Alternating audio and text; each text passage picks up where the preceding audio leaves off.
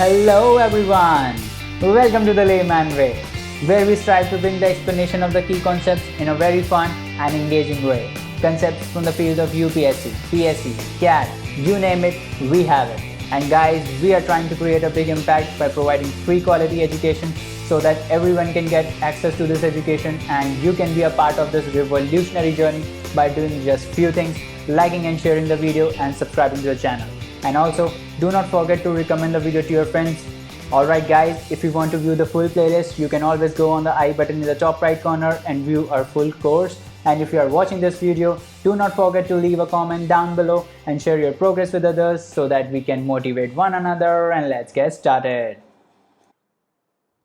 So guys, a very warm welcome to this course. और इस course में हम environment and ecology को डिस्कस करेंगे. तो NCERT का जो क्लास 12th का यूनिट 10 है इकोलॉजी का, है ना, उसको हम इसमें डिस्कस करेंगे. और बहुत ही इंपॉर्टेंट है क्योंकि बहुत क्वेश्चन इससे आते भी हैं और बहुत ही छोटा है तो ज़्यादा टाइम भी नहीं लगेगा, है ना. तो चलिए हम लोग आगे बढ़ते हैं अपने कोर्स में और सारे लेक्चर्स को ज़रूर देखिएगा, है ना. चलिए अभी आगे बढ़ते हैं और कोर्स स्ट्रक्चर की हम बात करते हैं. तो कोर्स स्ट्रक्चर बेसिकली 4 मॉड्यूल्स में डिवाइडेड है. पहला मॉड्यूल है ऑर्गेनिज्म एंड पॉपुलेशन जिसमें 27 स्लाइड्स हैं. दूसरा है इकोसिस्टम जिसमें 34 स्लाइड्स हैं. तीसरा है बायोडाइवर्सिटी एंड कंजर्वेशन जिसमें 10 स्लाइड्स हैं. And then we'll end with some environmental issues जिसमें हम 8 स्लाइड्स हैं. बस लगभग बहुत ही कम है, इसमें कुछ ज़्यादा डिस्कस करने वाला है नहीं. एयर पॉल्यूशन, वाटर पॉल्यूशन, ये सब हम डिस्कस करेंगे और टोटल आपका ये 79 स्लाइड्स में ख़त्म हो जाएगा. बट ये 79 स्लाइड्स जो हैं वो बहुत ही कंटेंट जो इसका है आप समझ लो ऐसा कि 50% आपका जो स्टैटिक पार्ट है वो इसमें कवर हो जाएगा, है ना. तो चलिए अब और लेक्चर्स के बारे में ऐसा है कि 8 बजे आपके रोज़ आ जाएंगे लेक्चर्स, है ना. नोट्स आप बना सकते हो, है ना, नहीं तो इसका PDF पूरी प्रेजेंटेशन का तो हम शेयर कर ही देते हैं अपने टेलीग्राम चैनल पे. और बाकी अगर आपको कोई डाउट्स हैं तो आप हमको इस email ID पे भेज सकते हैं queries@thelaymanway.com. और ये हैबिट बना लीजिए कि एक मॉड्यूल ख़त्म हो तो मॉड्यूल के सारे क्वेश्चंस आप एक साथ हमको मेल कर दें ताकि हमारे लिए भी ईजी हो उसको रिप्लाई करना और आपके लिए भी ईजी हो सारे के सारे क्वेश्चंस का आंसर्स लेना, ठीक है. और ऑब्वियसली जाने से पहले लाइक शेयर सब्सक्राइब ज़रूर करें, चैनल को रिकमेंड करें दोस्तों को. चलिए आगे बढ़ते हैं और अपने मॉड्यूल 1 से हम स्टार्ट करते हैं. तो जो मॉड्यूल 1 है वो बेसिकली ऑर्गेनिज्म एंड पॉपुलेशन से डील करता है. अब इसमें हम पढ़ेंगे क्या क्या, पहले लर्निंग्स देख लेते हैं. हम हर कोर्स में ऐसे ही करते हैं, हम लर्निंग्स पहले देखते हैं, हर मॉड्यूल की लर्निंग देखते हैं और फिर आगे बढ़ते हैं ताकि हमको पता चले कि हम पढ़ने क्या वाले हैं, है ना. तो सबसे पहले हम नॉर्मल टर्म्स को डिस्कस करेंगे कि इकोलॉजी क्या होता है, बायोम क्या होता है. फिर हम थोड़ा और कंसेप्ट को देखेंगे जैसे नीश क्या होता है, हैबिटेट क्या होता है और कौन कौन से ऐसे फैक्टर्स हैं जो हैबिटेट को अफेक्ट करते हैं. उसके बाद हम बायोटिक और एबायोटिक फैक्टर्स की बात करेंगे और कौन से हम जो ऑर्गेनिजम्स हैं वो बेसिकली इन फैक्टर्स को कैसे रिस्पॉन्ड करते हैं. जैसे टेम्परेचर बढ़ता है तो हमारी बॉडी, बाहर बहुत गर्मी होती है तो हमारी बॉडी स्वेट करने लगती है ताकि हमको कूल कर पाए हम अपनी बॉडी को, है ना. तो ये सारे फैक्टर्स हम बाकियों के लिए भी देखेंगे कि बाकी जो ऑर्गेनिजम्स हैं ह्यूमंस के अलावा वो कैसे इसको रिस्पॉन्ड करते हैं ना. कुछ लोग माइग्रेट कर देते हैं, है ना, कुछ लोग जैसे बियर्स होते हैं वो हाइबरनेशन में चले जाते हैं. तो ये सब रिस्पॉन्सेज हैं, इनको हम देखेंगे. उसके बाद हम अडेप्टेशन देखेंगे कि अडेप्ट कैसे करते हैं, इसी का ही पार्ट है ये भी. उसके बाद पॉपुलेशन देखेंगे कि ग्रोथ मॉडल्स कौन कौन से हैं, एक्सपोनेंशियल ग्रोथ कैसे होती है, लॉजिस्टिकल ग्रोथ कैसे होती है, ये सब हम देखेंगे. उसके बाद हम पॉपुलेशन एट्रीब्यूट्स के बारे में बात करेंगे. फिर हम पॉपुलेशन इंट्रैक्शंस के बारे में बात करेंगे जिसमें हम पैरासिटिज्म और प्रेडेटर्स क्या होते हैं, कॉमनसालिज्म क्या होता है, एमिनालिज्म क्या होता है, ये सब हम डिस्कस करेंगे कि कैसे दो स्पीशीज़ आपस में इंटरैक्ट करते हैं, ठीक है. तो चलिए जल्दी से आगे बढ़ते हैं, है ना. तो सबसे पहले हम स्टार्ट करते हैं अपना ऑर्गेनिज्म एंड पॉपुलेशन के साथ. तो सबसे पहला टर्म तो आता है क्योंकि हम इकोलॉजी का पढ़ रहे हैं यूनिट, तो हम इकोलॉजी से ही पहले डिस्कस करते हैं कि इकोलॉजी होता क्या है, व्हाट इज़ इकोलॉजी. तो देखो जिस भी वर्ड में लॉजी आता है ना उसका मतलब है कि वो किसी चीज़ की स्टडी होती है ना. स्टडी मतलब किसी भी चीज़ की हो सकती है. जैसे बायोलॉजी में बायो की स्टडी होती है, लिविंग ऑर्गेनिजम्स की स्टडी होती है तो उसको बायोलॉजी बोलते हैं. इकोलॉजी मतलब इको मतलब इन्वायरमेंट, है ना. तो इकोलॉजी मतलब इन्वायरमेंट की स्टडी होगी, इसमें लॉजी मतलब स्टडी, इको मतलब इन्वायरमेंट. तो इसमें इन्वायरमेंट की स्टडी होती है. अब हम इन्वायरमेंट को कैसे स्टडी करेंगे, पूरा इन्वायरमेंट में क्या क्या आप बाहर निकलते हो अगर गेट से, है ना, नॉर्मल आप विंडो से बाहर देखते हो तो आपका इन्वायरमेंट है हर जगह. तो इस इन्वायरमेंट में आपको क्या क्या दिखता है, आपको बर्ड्स दिख जाएंगी, है ना, पेड़ दिख जाएंगे, है ना, यूल सी प्लांट्स, ट्रीज़, है ना, ये सब दिखेंगे. तो बेसिकली ये सब आपस में कैसे इंटरेक्ट कर रहे हैं और आपस में कैसे रह रहे हैं, दैट इज़ उसकी स्टडी होती है बेसिकली इकोलॉजी, है ना. तो बेसिकली एनिमल्स के बीच में इंटरेक्शन कैसे होता है ना, how are they living in coordination, है ना. और बाकी फिजिकल इन्वायरमेंट से ये कैसे इंटरेक्ट कर रहे हैं उसका स्टडी होता है इकोलॉजी, है ना। तो डेफिनेशन वाइज अगर हम देखें तो इकोलॉजी क्या होता है, ecology is a subject that studies the interaction among organism and between organism and it's physical environment, है ना। तो ये आपस में एक दूसरे से कैसे बेसिकली इंटरेक्ट करते हैं, है ना, जैसे हम आगे पढ़ेंगे अभी पॉपुलेशन इंटरेक्शन के बारे में, आपस में कैसे करते हैं इंटरेक्ट और अपनी फिजिकल इन्वायरमेंट के साथ कैसे इंटरेक्ट करते हैं, ना। बोथ उन दोनों का स्टडी होता है क्या, इकोलॉजी। उसके बाद ये जो हमारा इकोसिस्टम होता है पूरा, है ना, वो 4 बेसिकली बायोलॉजिकल ऑर्गेनाइजेशंस में डिवाइडेड होता है ना। तो हम पहले एक सिंगल स्पीशीज़ की बात करते हैं ना। तो जैसे आप और मैं अगर सिंगल व्यक्ति की मैं बात करूँ तो वो है सिंगल ऑर्गेनिज्म, है ना, उसको हम ऑर्गेनिज्म बोलते हैं। अगर हम बहुत सारे ऑर्गेनिजम्स को एक साथ ले आऊँ मैं, है ना, बहुत सारे ऑर्गेनिज्म को एक साथ ले आऊँ तो क्या बन जाता है, तो बन जाता है पॉपुलेशन, है ना।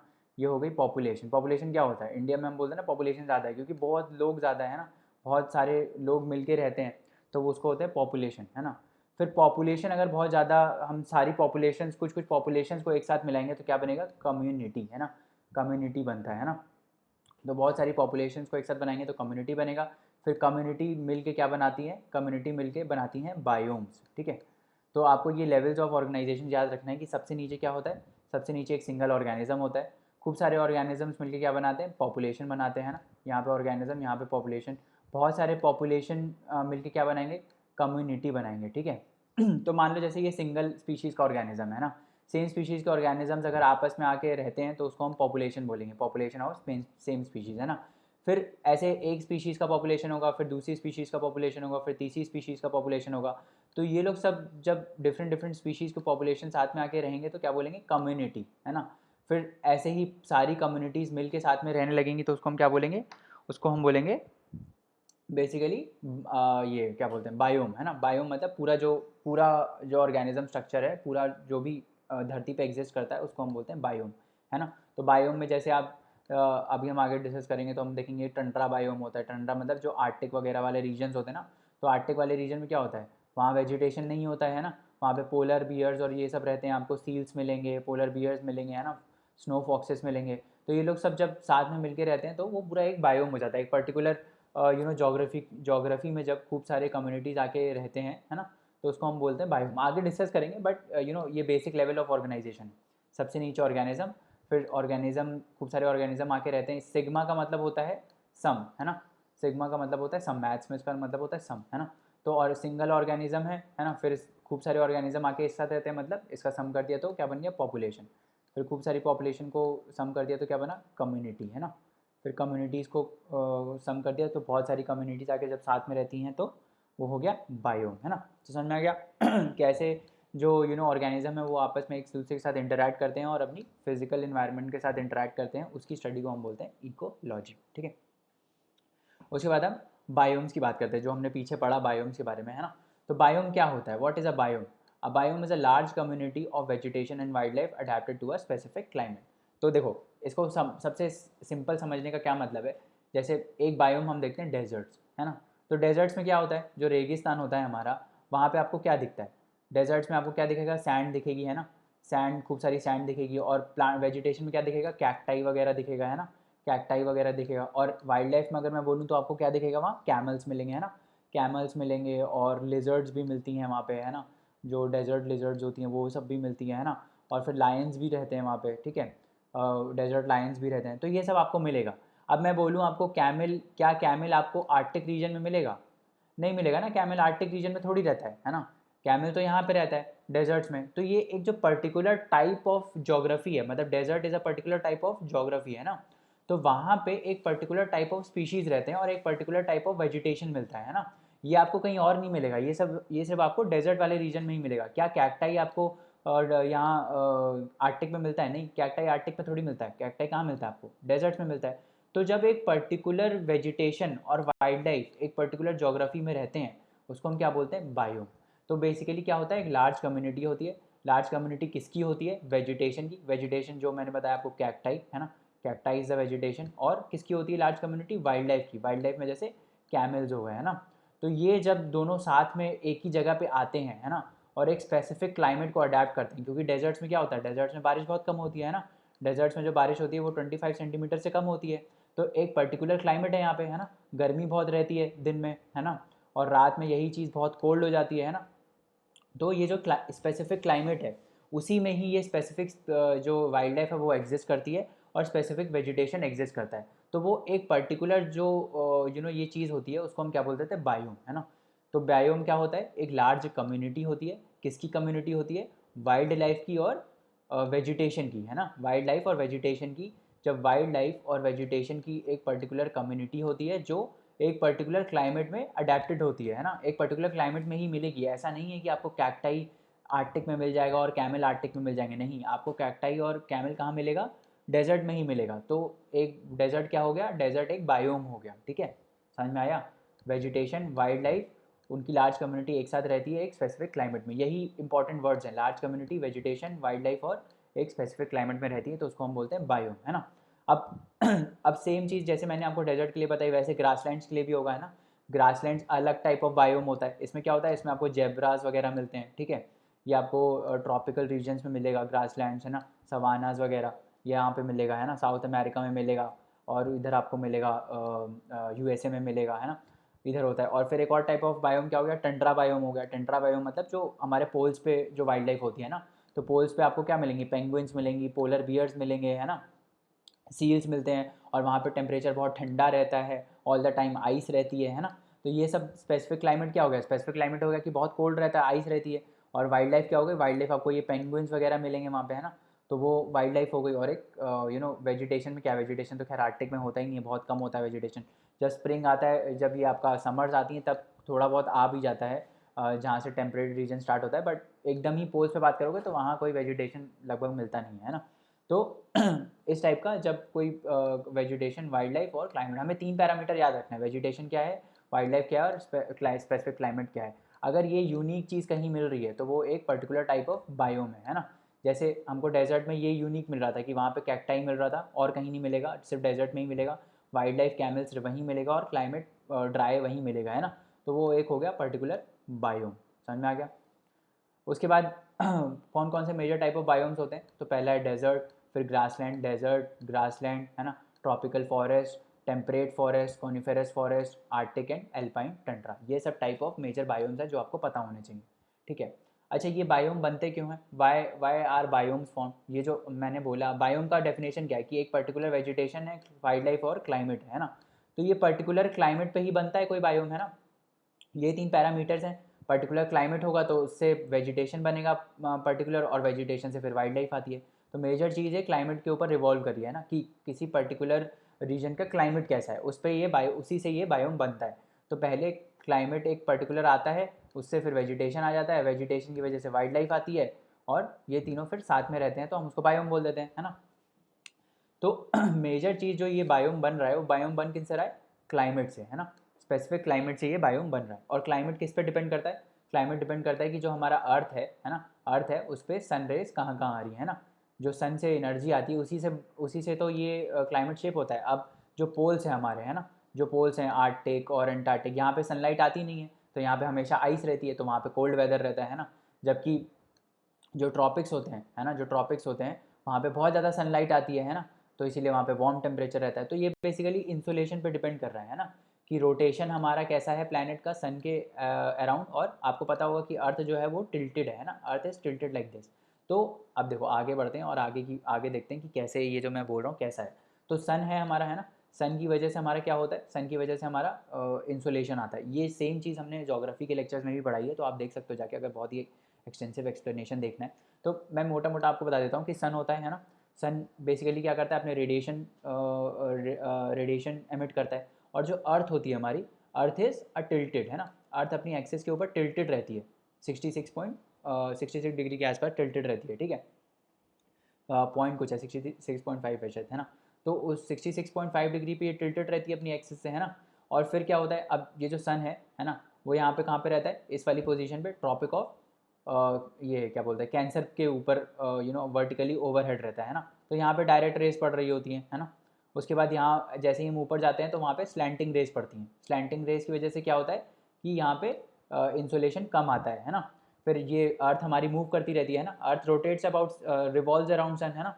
तो फिर अर्थ इधर इधर आ जाती है। फिर जब इक्वेटर पे आती है तो ये जो सनरेज होती हैं ये एकदम इक्वेटर के ऊपर हो जाती है ना, तो फिर इक्वेटर पे बहुत गर्मी हो जाती है। फिर जब ये और आगे जाती है तो फिर ये ट्रॉपिक ऑफ केप्रिकॉन के ऊपर आ जाता है ये सन, है ना। तो पूरा यहाँ पे जो नॉर्थ है पूरा यहाँ पे विंटर्स रहती हैं, है ना। इसी वजह से तो क्लाइमेट शेप होता है ना। यहाँ पे विंटर्स है, यहाँ पे ये समर्स है ना। इसको समर सोल्स्टिस बोलते हैं, इसको विंटर सोल्स्टिस बोलते हैं।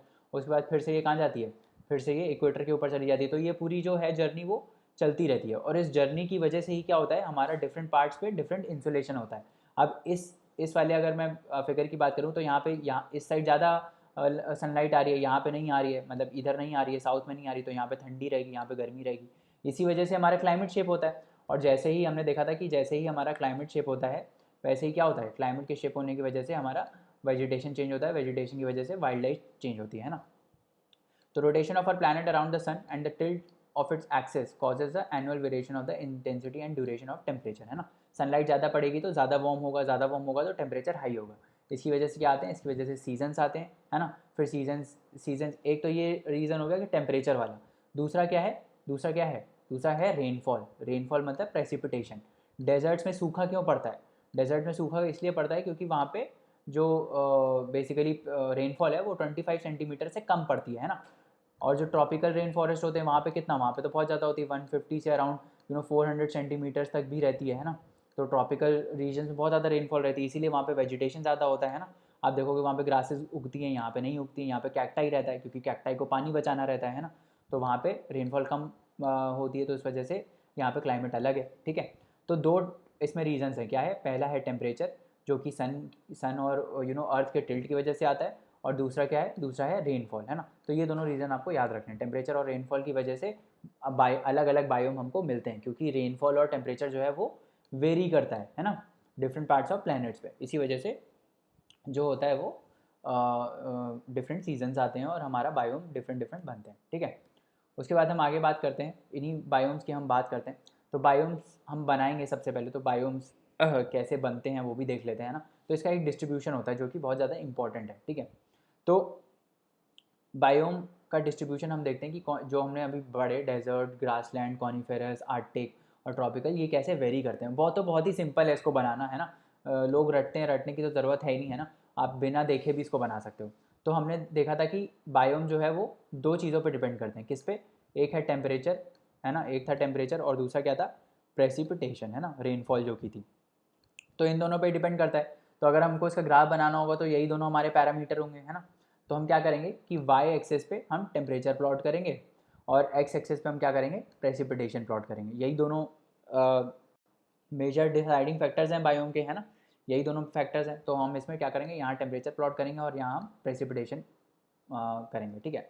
अब ऐसा करो कि सबसे पहले आपको, हमने डेजर्ट से चालू किया था तो हम डेजर्ट से स्टार्ट करते हैं। तो डेजर्ट में क्या होता है, टेम्परेचर बहुत हाई होता है ना, टेम्परेचर बहुत हाई होता है और रेनफॉल बहुत ही कम होती है ना। रेनफॉल बहुत ही कम होती है, नेग्लिजिबल के बराबर होती है। तो देखो ये जो हमने प्लॉट किया, रेनफॉल बहुत ही कम हो गई, इस साइड होगी, है। तो ये हो गया, यहाँ इसी साइड कहीं होगा, और टेम्परेचर बहुत हाई, टेम्परेचर में वेरिएशन बहुत हाई रहता है। मतलब गर्मी में जो दिन होती है उसमें बहुत टेम्परेचर हाई होता है और रात में बहुत ही टेम्परेचर लो हो जाता है। तो इसका मतलब इसका रेंज बहुत ज़्यादा है ना। तो हम ऐसे बना देंगे इसको, ठीक है। ये बन गया, ये हमारा डेजर्ट बायोम हो गया, समझ में आया। इतना ज़्यादा रेंज ऊपर से नीचे तक 5 से इधर तक बन गया, और सिंस रेनफॉल बहुत कम है तो यहाँ पे हमने बना दिया इसको, ठीक है। तो ये हो गया हमारा डेजर्ट। उसके बाद हमने दूसरा क्या पढ़ा था, उसके बाद हम सिंपल सिंपल पहले मार्क कर लेते हैं। उसके बाद हमने पढ़ा था आर्कटिक। आर्कटिक में क्या होता है, आर्कटिक में टेम्परेचर हमेशा बहुत लो रहता है ना, और रेनफॉल जो है, रेनफॉल थोड़ी बहुत रहती है। अगर हम आर्कटिक की बात करें तो आर्कटिक में तो पोल्स में तो बिल्कुल भी नहीं होती। उसके बाद थोड़ा सा नीचे आप जाओगे तो आर्कटिक रीजन वो पूरा वाला आता है, तो नीचे थोड़ा सा बारिश होती है ना। तो हम क्या करेंगे इसमें, क्लाइमेट क्या रहेगा, -10 के आसपास रहेगा ना। क्लाइमेट का रेंज कैसा रहेगा, 0 से -10 इसी के आसपास रहता है। और जो रेनफॉल है वो थोड़ा सा इसमें बढ़ जाएगा डेजर्ट के कंपैरिजन में। तो हम इसको ऐसे मार्क कर देंगे, ठीक है। डेजर्ट के कंपैरिजन में इसका थोड़ा ज़्यादा रेनफॉल है और टेम्परेचर बहुत ही कम है, मतलब टेम्परेचर नेगेटिव में, है ना। तो हम मार्क कर देंगे आर्कटिक। ये दोनों समझ में आ गए, डेजर्ट और आर्कटिक समझ में आ गया। उसके बाद क्या है, उसके बाद है ग्रासलैंड। अब ग्रासलैंड्स कहाँ मिलते हैं, जहाँ पे रेनफॉल ठीक ठाक होगी, नॉर्मल रेनफॉल होगी, और टेम्परेचर में वेरिएशन भी ठीक अच्छा रहता है। मतलब ऐसा है कि सर्दियों में ग्रासलैंड्स होती है, जैसे यूएसए वगैरह में जाओगे आप, तो सर्दी में क्या, सर्दी में तो बर्फ़बारी होती है ना। तो टेम्परेचर बहुत ही कम होता है, 0 डिग्री सेल्सियस के आसपास, और गर्मियों में बहुत ज़्यादा होता है, बहुत ज़्यादा तो नहीं, बट हाँ मतलब एवरेज टेम्परेचर 25 डिग्री सेल्सियस के आसपास तो रहता ही है। तो इतना वेरिएशन ग्रासलैंड्स वाले रीजन्स में होगा, है ना। और रेनफॉल तो नॉर्मल होगी, रेनफॉल मतलब 100 सेंटीमीटर के आसपास तो रेनफॉल होती है ग्रासलैंड्स में भी, है ना। तो हम क्या करेंगे, 50 से 100 के बीच में जो है अपना रेनफॉल आ जाएगा, और अपना जो टेम्परेचर वेरिएशन है वो 0 से लेकर 25 तक जाएगा, है ना। तो ये हमारा बन गया ग्रासलैंड्स, है ना। 0 से 25 तक का टेम्परेचर डिफरेंस और 50 से 100 का लगभग रेनफॉल, है ना। उसके बाद हम क्या मार्क कर सकते हैं, tropical rain forest. Tropical rain forest में क्या होता है, ट्रॉपिकल रेन फॉरेस्ट में जो रेनफॉल होती है वो बहुत ज़्यादा होती है ना, 150 टू 400 सेंटीमीटर होती है, ये तो हमको पता है। और एवरेज टेम्परेचर क्या रहता है, एवरेज टेम्परेचर लगभग सेम रहता है ना, 25 के आसपास ही रहेगा लगभग एवरेज टेम्परेचर, क्योंकि जो इक्वेटर होती है, इक्वेटर के पास पूरे अराउंड द ईयर सनलाइट उतनी ही आती है ना। तो इस वजह से क्या होता है, वहाँ पे लगभग टेम्परेचर सेम रहता है। तो हमको ये तो पता चल गया टेम्परेचर लगभग सेम रहेगा, उसमें ज़्यादा वेरिएशन वर्टिकली नहीं आएगा, है ना। वेरिएशन किस में आएगा, रेनफॉल में। तो रेनफॉल में हम वेरिएशन ले आएंगे और लगभग यहाँ 25 डिग्री सेल्सियस के आसपास हम इसे बना देंगे, ठीक है। 25 के आसपास बन गया, बट जो वेरिएशन है प्रेसिपिटेशन में वो बहुत ज़्यादा रहेगा, ठीक है।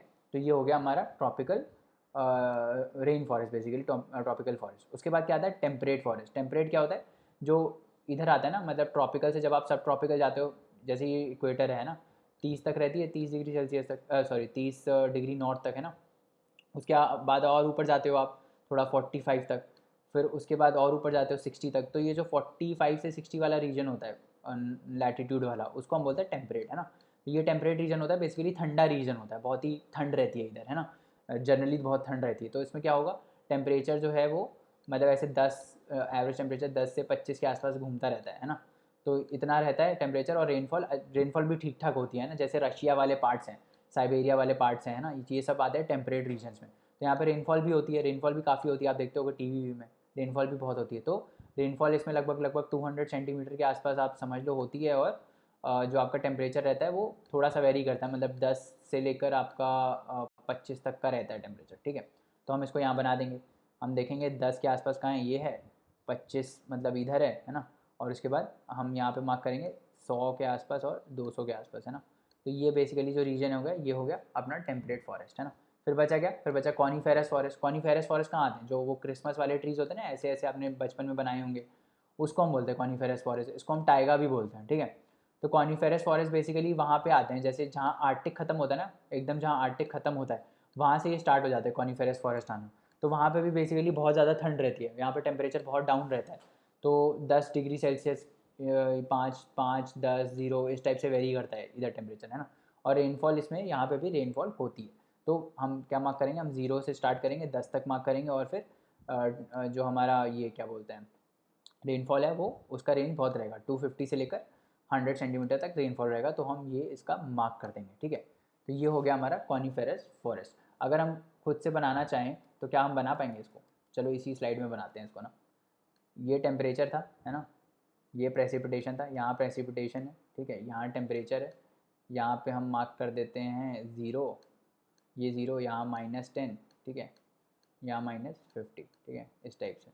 और यहाँ पे 50 सेंटीमीटर ऑफ रेनफॉल, यहाँ पे 100, ठीक है, 150, उसके बाद यहाँ 200, ठीक है, 250, इस टाइप से आप करते रहना। यहाँ पे 300, 350 इस टाइप से करते रहना, ठीक है।